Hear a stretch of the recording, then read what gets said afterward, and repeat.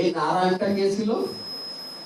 অজামিল যে নারায়ণকে মৃত্যুর সময় ডেকেছিল, যমদূতরা অজামিলকে নিতে আসলে বিষ্ণুদূতেরা যমদূতকে ফিরিয়ে দিয়েছিল।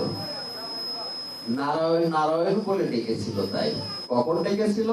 অন্তকালে চ মামে বসরণ মুক্তকালে বরম সমাদ্ভবম জাতিয়ত্র না অসংশয়। ভগবান বলছেন অন্তকালে মানে শেষ বেলায়, শেষ সময়ে যিনি আমার কথা স্মরণ করেন তিনি আমার হয়ে যান। এই মনটা যে আমাকে দেন আর আমার মনটা তাকে দিয়ে দিই।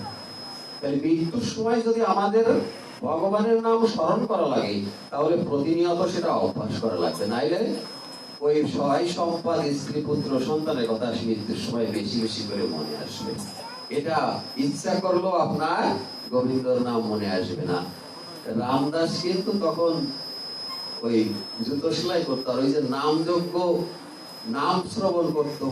নামের তো কিছু মহিমা আছে, রাগ, ভৈরবী, প্রভাতী, এগুলো শ্রবণ করতো আর নামের ভিতরে ডুবে থাকতো।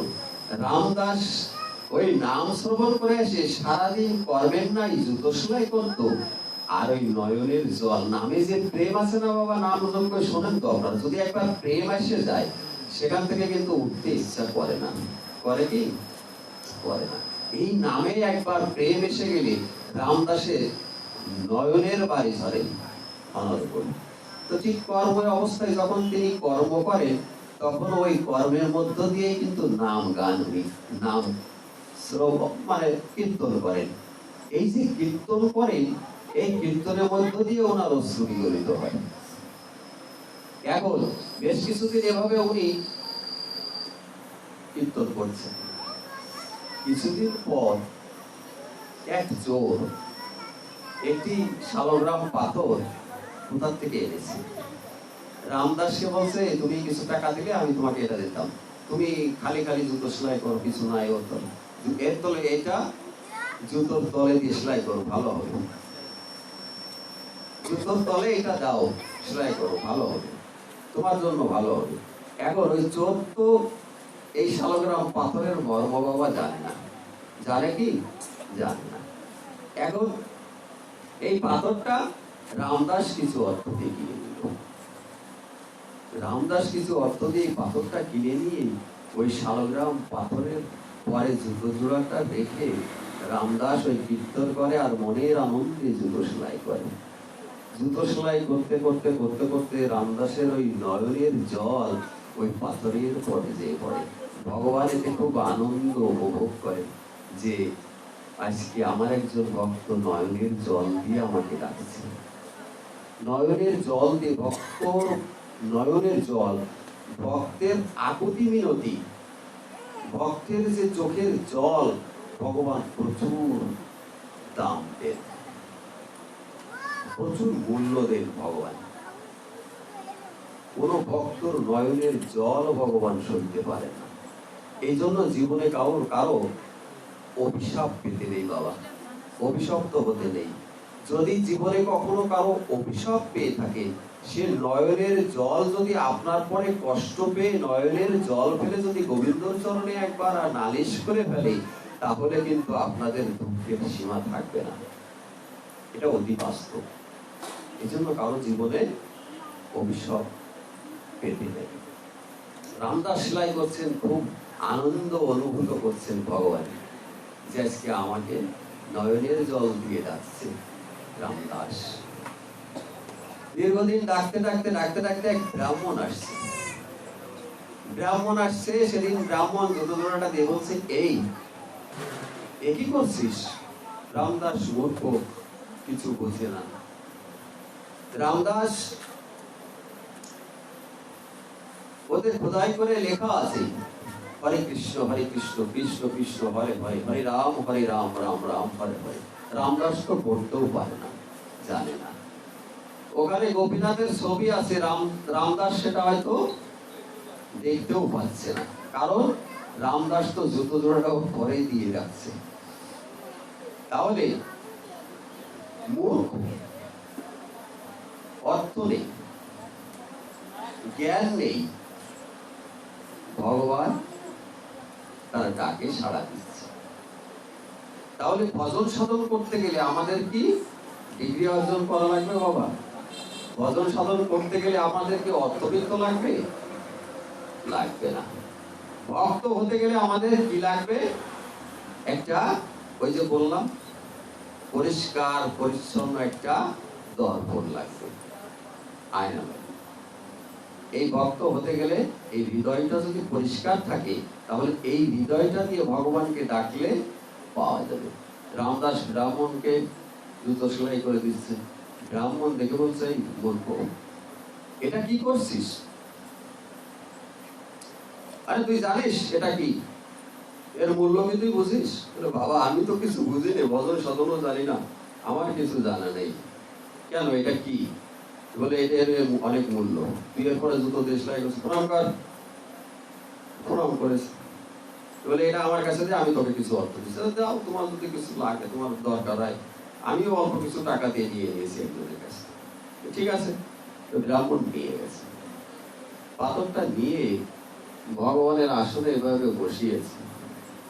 আপনারা যেভাবে একটা আসন করেছেন, এভাবে ভগবানের আসনে সেই ব্রাহ্মণ সে শালগ্রাম পাথরটা নিয়ে বসিয়ে ব্রাহ্মণ প্রতিদিন সেখানে সেবা দিচ্ছে আর পূজা করছে। কিছুদিন পর ব্রাহ্মণকে স্বপ্নে দেখাচ্ছে, তুই যেভাবে আমাকে সেবা দিচ্ছিস, আমার তো এইভাবে সেবা নেওয়ার অভ্যাস নেই, আমি এইভাবে সেবা করতে চাই। তুই আমাকে যেখান থেকে নিয়ে আসছিস সেইখানে দিয়ে আয়। ব্রাহ্মণ পরদিন সকালবেলায় উঠে আবার সেই রামদাসের কাছে শালগ্রাম পাথরটা নিয়ে আসছে। শালগ্রাম পাথরটা নিয়ে এসে রামদাসের কাছে এসে বলছে, আমার ভুল হয়ে গেছে, তুই আমাকে ক্ষমা করে দে, তুই সত্যি একজন ভক্ত, ভগবান তোর কৃপা করুক। আমি আশীর্বাদ করলাম, ব্রাহ্মণের আশীর্বাদ পাওয়া। এখন রামদাস বলল, কি হয়েছে? আমি তো ভজন সাধন কিছু বুঝি না, আপনি আমাকে বুঝাই বলেন, ভক্ত কি তাও আমি জানি না। রামদাসকে বললেন, এটা নিয়ে এরপরে আর তুই জুতো সেলাই করিস না, এটা নিয়ে তুই বাড়িতে আসনে রাখ, রেখে প্রতিদিন সেবা দিয়ে পূজা কর। এইভাবে রামদাস প্রতিদিন সেবা দেয়, পূজা করে। দিতে দিতে দিতে দিতে একদিন রামদাসের মনে বড় ইচ্ছা হলো যে আমি তো পাথরকেই সেবা দিয়ে যাচ্ছি, পাথরকেই পূজা দিচ্ছি, গোবিন্দ সত্যি তুমি যদি থেকেই থাকো, তাহলে তুমি আমাকে একটু দেখা দাও। রামদাস কি করেছে, এইভাবে যেদিন হৃদয় দিয়ে ভগবানকে চোখের জলে নয়নের জলে ডেকেছে, ভগবানকে দেখা পাওয়ার আকুতি মিনতি করেছে, তখন কিন্তু ভগবান ভক্তের ডাকে সাড়া দেয়। ভগবান কি করেছে, রামদাস সেদিনকে সেবা দিয়ে প্রতিদিনের ন্যায় প্রণাম করছে। প্রণাম করতে করতে ওই দিন কিন্তু রামদাসের প্রণাম করতে যেভাবে ললাটে শক্ত অবস্থান থেকে, সেভাবে সেদিন আর শক্ত অবস্থান মনে হচ্ছে না, খুব নরম অনুভূত হচ্ছে এবং খুব একটা সুগন্ধি সেখান থেকে আসছে। রামদাস আস্তে আস্তে মাথাটা উঁচু করে দেখে স্বয়ং গোপীনাথ সেখানে প্রকট হয়ে উঠছে। এগুলো ভক্তের মহিমা, ভক্ত ভগবানের মহিমা চরিত্র। ভক্ত হতে গেলে এমনই হতে হবে। ভক্তের কথা ভগবান বয়, ওকে পূর্বেও বললাম, ডেকে দেখবেন, হৃদয়কে ডেকে দেখবেন, যেটা আশা করবেন, ভগবানের কাছে প্রার্থনা করবেন, শুদ্ধভাবে পাপ পবিত্র হও, মানে কিছু লাগে না, ভগবানকে সেবা দিতে গেলেও তেমন কিছু ঐশ্বর্য লাগে না। শুধু ভগবান বলছেন, পত্রম পুষ্পম ফলম তম যমে ভক্ত প্রযস্যতি তদহং হরিতমস্মি প্রজাত মনম। আমাকে সেবা দিতে গেলে শুধু তুলসী পত্র লাগে, এক গণ্ডূর জল হলেই হয়, হ্যাঁ, একটু ফল, কিন্তু নিষ্কাম হতে হবে। বলছেন, যে নিষ্কাম ভক্ত আমাকে পত্রপুষ্প ফুল জল দান করে, আমি সেই ভক্তিযুক্ত পত্রপুষ্প ফুল জল সাদরেই গ্রহণ করি। দেখছেন? তাহলে এক থালা প্রসাদ, এক ধামা প্রসাদ, এক ধামা চাল, তারপরে নানাবিধ, এগুলো আমাদের লাগে না। তাহলে আজকে আপনারা আয়োজন করেছেন, প্রসাদের আয়োজন করেছেন। এখন ভগবান বলছেন আমার সাধুরা যেখানে একত্রিত হয়, আমার মহাত্মা কিন্তু সেখানে কীর্তন করে। আমার সাধুরা যেখানে একত্রিত হয়, আমার মহাত্মা সেখানে কীর্তন করে। তাহলে ভক্তবৃন্দ সকলে আজকে একীভূত হয়েছি, কাঁধে কাঁধে মিলিয়ে একটি জায়গায় আপনারা বসতে পেরেছেন। আমরা সবাই একসাথে এক জায়গায় হয়েছি। এখানে কিন্তু ভগবান আর ভক্তের একটা মহামিলন আছে। কারণ এখানে ভগবানকে আহ্বান করা হয়েছে, তাকে ডাকা হয়েছে, গুরুদেবের মাধ্যমে তাকে ডাকা হয়েছে। যা কিছু করতে হবে, নিবেদন করতে হবে, যা কিছু ভজন সাধন করতে হবে, গুরু বিনা কিন্তু হয় না। গুরু বিনা হয় না। আগে গুরুদেবকে স্মরণ করতে হবে আমাদের, তারপরে ভগবানকে ডাকতে হবে। তাহলে গুরুদেব আসছেন, তাহলে আমরা গুরু বন্দনা করছি, বৈষ্ণব বন্দনা করছি, বৈষ্ণবরাও আসছেন, ভগবানকেও আহ্বান করেছি, তারপরে ভগবানকে আরতি করেছি। ভগবান যদি না আসো তাহলে আমরা কাকে আরতি দেখালাম? তাহলে আসছে ভগবান, এটা কিন্তু মনে প্রাণে বিশ্বাস করতে হবে। এখানে ওই ছবি আছে, ছবিকে প্রণাম করছি, এটা কখনো যেন মনে করবেন না। এটা কখনো মনে করবেন না। যখন বিগ্রহকে প্রণাম করবেন, তখন বিগ্রহ ওটা মাটির পাথরের যে অমুক, এটা কখনো মনে করবেন না। এটা মনে করে কখনো প্রণাম করবেন না। এটা মনে করবেন যে বাস্তব উনি এখানে আসছেন। তাহলে উনি এখানে আসছেন। আবার ভগবান বলছেন যে আমার সাধুরা যেখানে একত্রিত হয়, আমার মহাত্মা সেখানে কীর্তন করে, তাই না? আর সেই সাধুদের হৃদয় রঞ্জন কথা শ্রবণ করে অচিরেই ভক্তির পথ প্রসারিত করে আমার ক্রমান্বয়ে আমার রতি ভক্তি ভতি ভক্তি শ্রদ্ধার উদয় হয়। সেখানে ক্রমান্বয়ে আমার সাধুদের, সেই সাধুদের হৃদয় রঞ্জন কথা শ্রবণ করে, মানে সাধুরা আপনার কল্যাণে ভগবানের গুণকীর্তন হৃদয় রঞ্জন কথা সবসময় বলে, সবসময় বলেন। এখানে যদি অন্য কোনো অনুষ্ঠান হতো তাহলে কি এই পরিবেশটা আসতো? নৃত্য, গান, বাজনা। তবে বাবা দুটি কথা না বললেই নয়, একটি কথা মনে পড়ে গেল। আমি কিছুদিন আগে নিমন্ত্রণ হয়েছি, মায়ের পূজা হচ্ছে, পূজাতে আমন্ত্রণ পেয়েছি, গিয়েছি, সেখানে বসছি। বসার পরে আমারই সামনে বৈষ্ণবরা ভজন কীর্তন করছে। আমি লক্ষ্য করছি বাবা, ওই ভজন সাধন করতে করতে, বন্দনা কীর্তন গুলো করতে করতে তারা পাশে যে প্রসাদ খাচ্ছে, তাদের প্রসাদ কি তা জানি না, কি যেন গন্ধ বেরোচ্ছে। এটা আমি ভাবলাম এখানে কিছু একটা হচ্ছে। তো এই যে প্রসাদটা তারা পাশে যে খাচ্ছে আর দুর্গন্ধ বেরোচ্ছে, পবিত্র, এখানে ভগবান আছেন। একজন সাধু যদি সব ভক্তবৃন্দের মধ্যে একজন নিষ্কাম ভক্ত যদি থাকে, একজন সাধু যদি থাকে, তাহলে সেই সাধুর গায়ের বাতাসে সেই ভক্ত মন্ডলী, যত দূষিত বাতাস থাক, যত অপরাধী ভক্তগণ থাক, সেই সাধুর বাতাসে সেই ভক্তরা কিন্তু সেখানে পবিত্র হয়ে যায়। তাহলে সেখানে মার পূজা হচ্ছে আর সেখানে প্রসাদের গন্ধ বেরোচ্ছে, বোঝেন তো? পাশে টানাটানি হচ্ছে।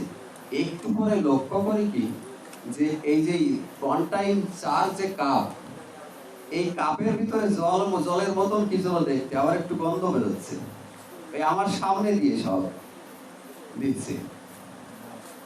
হ্যাঁ, এগুলো হবে না বাবা, এগুলো দিয়ে ভজন সাধন হবে না। এগুলো আমাদের অপরাধ হচ্ছে।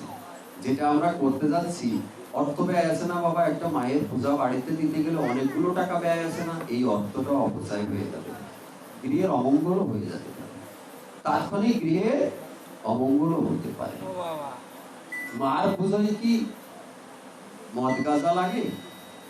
লাগে কি? মা তো সব পবিত্র, মা পরম বৈষ্ণবী। মার যে পায়ের তলায় যিনি আছেন পরম বৈষ্ণব, পরম বৈষ্ণব। আর ওই বৈষ্ণবী যদি দুজনে মিলে হরি কথা না বলা বলি করতো, জগতে হরি কথা আসতো না, ভাগবত আসতো না।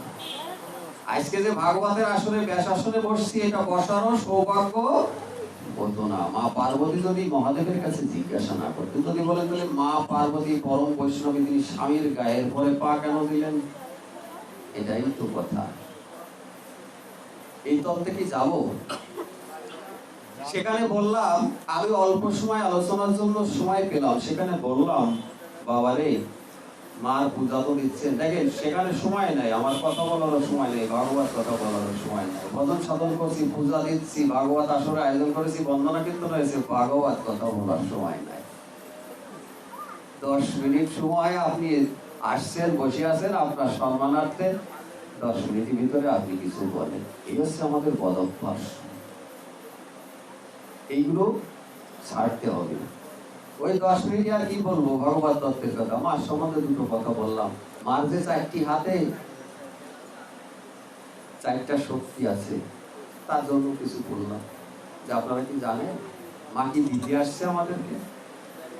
তাকিয়ে দেখেন তো, মার বদনখানি দেখছি হাসিতে উজ্জ্বল, হাস্যকর, প্রচুর, এত সুন্দর হয়েছে, দৃশ্যমান হয়েছে। কিন্তু মাকে ওখানে প্রতিষ্ঠিত করেছি, মাকে ওখানে স্মৃতিতে এনেছি একটি ঘটের মাধ্যমে, পূজা করছি। কিন্তু আমরা কর্মগুলো কি করছি? জ্ঞান কাণ্ড, কর্মকাণ্ড, কে বলে বিষের কাণ্ড, অমৃত বলিয়া যে বা খায়, হ্যাঁ, কদর্যজনী ভক্ষণ করে, নানা জনী ভ্রমণ করে, কদর্যজনী ভক্ষণ করে, তাহার জন্ম অধঃপথে যায়। বাবা, জেনে পাপ করলে ভগবানকে ক্ষমা করবেন? ক্ষমা করবেন? আচ্ছা, ভজন সাধনের মাধ্যমে আমাদের ভগবান একটা সুন্দর পথ দিয়ে গেছেন। সে পথটা কি জানেন? সেটা খুব সহজ পথ। যদি এটা মেনে চলতে পারেন, তাহলে কর্মময় জীবনে আপনাদের দ্বারা কখনো অন্যায়, অত্যাচার, উৎপীড়নতা হবে না। আপনাদের এই জড়জাগতিক দেহ দিয়ে আপনারা কখনো অন্যায় কাজে লিপ্ত হবেন না। সেটা একটা সহজ পথ। সেটা কি জানেন? 15 দিন পর পর একটা একাদশী ব্রত আমরা করি। 15 দিন পর পর যখন আমরা একটা একাদশী ব্রত করব, এই একাদশী ব্রতের আগের দিন আমরা যারা আমিষ আহার করি, নিশ্চয়ই নিরামিষ আহার করব। এই যে একটা ত্যাগ করলাম, একাদশীর দিনে আমি একটু ফল প্রসাদ নিলাম, অন্ন প্রসাদ নেওয়া যাবে না, পঞ্চশস্য আহার করা যাবে না, তারপরে রুটিও খাওয়া যাবে না, রুটি খাওয়া যাবে না, একটু ফল প্রসাদ নিতে পারে। এখন এই যে 15 দিন পরে একাদশী ব্রত আপনারা করবেন, আগের দিন নিরামিষ খাচ্ছেন, তাহলে আপনি কিছুটা ত্যাগ করলেন, তো ত্যাগেই শান্তি। কিন্তু ত্যাগের মহিমা যদি না থাকে, ধর্মকর্ম আসে না। ধৃতরাষ্ট্র কুক্ষিগত করেছিল সম্পদ, ধর্ম হয়নি। হয়েছে কি? ভগবানকে পায় নাই। দুর্যোধন তাই, অনেক সম্পদ, একটা রাজ্যের রাজা, কিন্তু শান্তি নাই।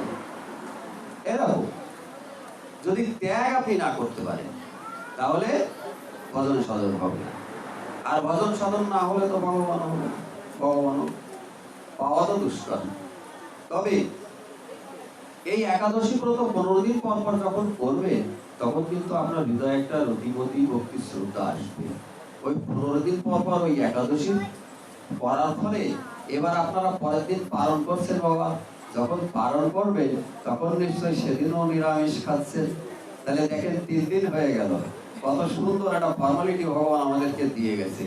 এই যে 3 দিন আপনার 15 দিনের ভিতরে অভ্যাস হয়ে গেল, আস্তে আস্তে কিন্তু আপনারা নিরামিষে আহার এসেও যেতে পারেন। কৃপা যদি ভগবানের হয়, সাধুর যদি কৃপা হয়ে যায়, তাহলে সেটা হয়েও যেতে পারে। আচ্ছা, তাৎক্ষণিকভাবে না হলেও কিছুদিন পরে হোক, সেটা হচ্ছে তো। কিন্তু এইভাবে ভজন সাধন করে সংযম, আত্মসংযম করার একটা সময় থাকে।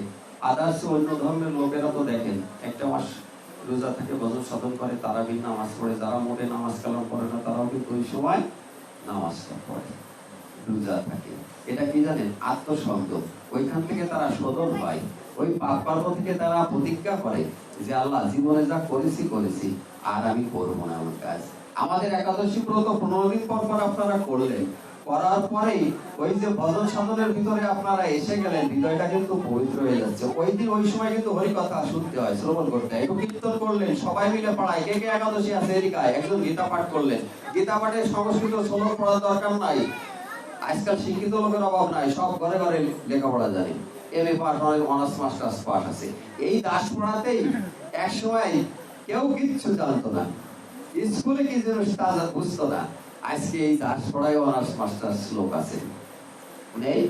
আছে, আমার সামনে বসা আছে। এখন এই কেউ একটু গীতা পড়লেন, গীতার বাংলা অর্থটা পড়লেন, সংস্কৃত ভাষা উচ্চারণে যদি ভুল হয় বাবা কোনো অপরাধ হয় না। আমরা অনেকে পড়তে চাই না, বলি যে এটা বোধহয় অন্যায় হবে, অপরাধ হবে। না বাবা, এটা অন্যায় হবে না। ভগবানের একজন একান্ত ভক্ত প্রতিদিন গীতা পাঠ করতেন, কিন্তু লেখাপড়া জানতেন না বাবা। এখন উনি গীতা পাঠ করছেন আর ওই প্রতিদিন চোখের জল ওই গীতার পরে পড়ছে, আর উনি আনন্দ পাচ্ছেন আর ভগবানকে দর্শন করছেন। কিন্তু এই কথা কেউ জানে না। সবাই জানে যে অন্ধ ব্যক্তি ও গীতা পাঠ করছে, ও অভিনয় করে, ও অভিনয় করছে। তাই একদিন মহাপ্রভুর কাছে নালিশ করেছে, প্রভু এই লোকটা কিছু জানে না, লেখাপড়া জানে না, কিছু না, আবার অন্ধ, দেখতেও পায় না, যে ও লোক গীতা পাঠ করবে।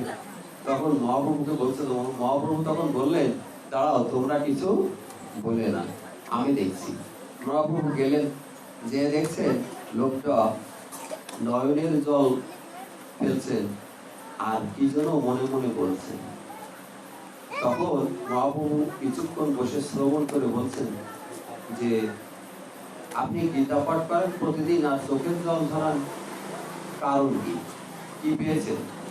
তো ভক্ত বলছে, দেখুন আমি এই গীতার প্রতিটা পৃষ্ঠা উল্টাই আর প্রত্যেক পৃষ্ঠাতেই একটি বার করে আমি আমার রাধা গোবিন্দকে দর্শন পাই, রাধে রাধে। দেখছেন গীতা পাঠের মহিমা শুনলেন। তিনি অন্ধ, লেখাপড়া জানে না, কিন্তু গীতা স্পর্শ করছে আর গোবিন্দর নাম স্মরণ করছে, গোবিন্দ তাতেই তুষ্ট হয়ে যাচ্ছে। গোবিন্দর নাম স্মরণ করতে, গোবিন্দর চিন্তন করতে, গালি দিতেও যদি গোবিন্দের নাম হয় উচ্চারণ, তবে সেই নাম কিন্তু হয় জীবের মুক্তির কারণ। ভগবান এত সহজ করে দিয়েছে। কাউকে যদি ভগবানের নাম করে গালিও দিচ্ছে, তাও যেন ভগবান খুশি হচ্ছে যে না, ও আমার নাম করছে। এই জগতে ভজন সদন করো, অন্যায় করে, অন্যায় যদি আপনি না করেন, সদন কি করবেন, ভজন কি করবেন? অন্যায় করেছেন তাতে কি আছে? এখান থেকে শপথ নিন, প্রতিজ্ঞা করুন, আত্মসংযম করুন, একাদশী ব্রত পালন করুন। ওই 15 দিনের ভিতরে যে কর্মগুলো করেছেন, গোবিন্দর কাছে প্রার্থনা করুন যে 15 দিনের ভিতরে এই পিছনের যে কর্মগুলো করেছি, আগামী 15 দিনের ভিতরে